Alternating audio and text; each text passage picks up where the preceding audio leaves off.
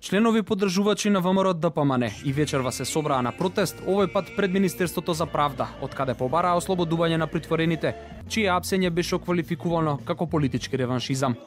Дел од говорниците вечерва и со порака до Никола Груевски дека не ја прифаќаат неговата оставка. Председателј Никола Груевски направи освежување во раководството на партијата со стари членови.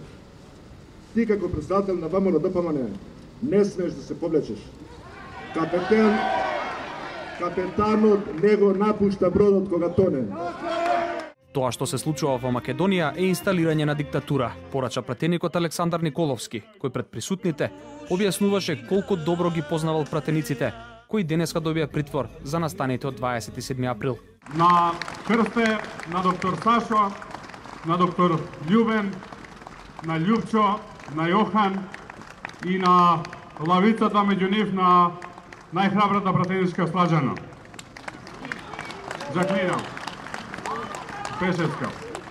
Да се стави во притвор 5% од целокупниот пратенички состав, односно 12% од пратеничката група на ВМРО ДПМН и коалицијата е ништо друго туку инсталирање на диктатура. Протестите организирани од ВМРО ДПМН продолжуваат утре, а од партијата најавија и нови блокади на неколку скопски раскрсници.